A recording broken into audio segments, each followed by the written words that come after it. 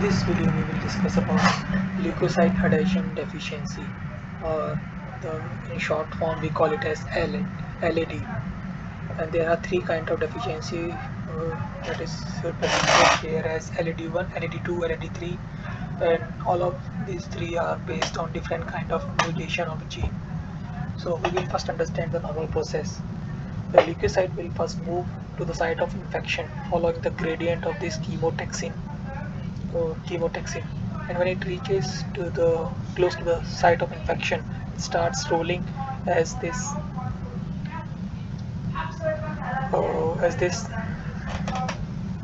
integrin beta 2 will binds to the endothelial cells, will bind to the selectins of the endothelial cells. And after rolling, in order to move into the next step, that is form adhesion, what it will do is uh, it will use the fucosylated selectin ligands that will interact with the selectins that are present on the endothelial cells.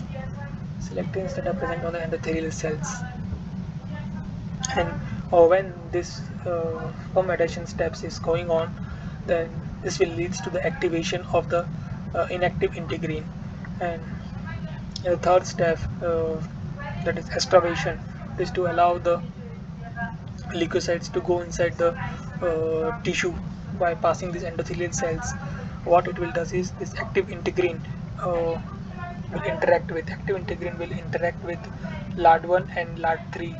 Active integrin will interact with not with LAD1, LAD3. Active integrin will interact with the endothelial cells to trigger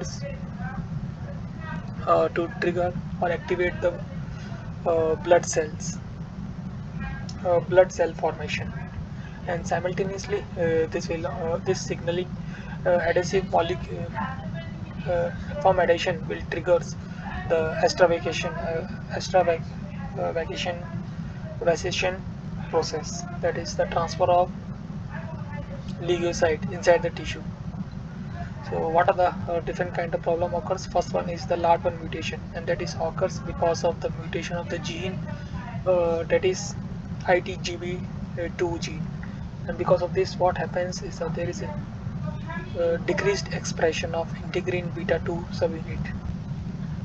And decreased expression of integrin beta 2 subunit will leads to the inactive or inefficiency in the rolling step of this leukocyte.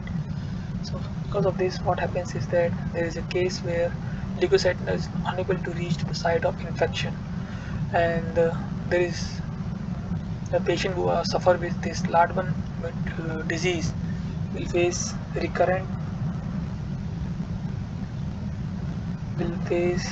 this problem in this localized infection treatment, and there is a recurrent of this infection occurs in those kinds of patients.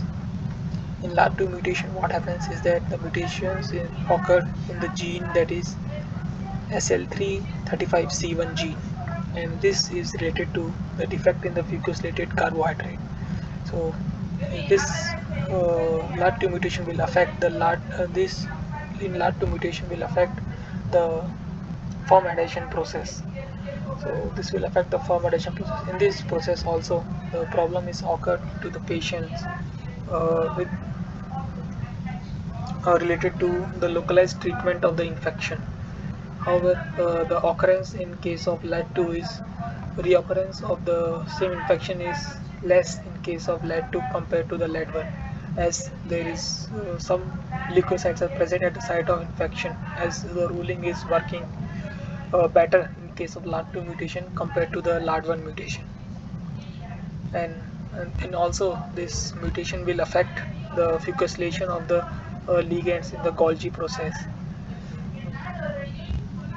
The third kind of mutation is the LAD3 mutation, and that is occurs in the gene that is for MT3 genes.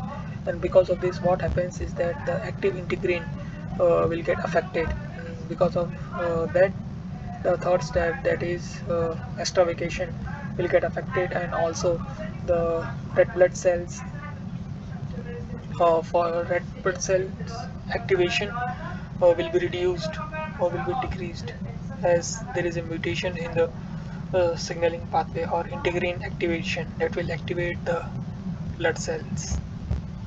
So this is how different kind of mutation will leads to uh, the different kind of leukocyte adhesion deficiency.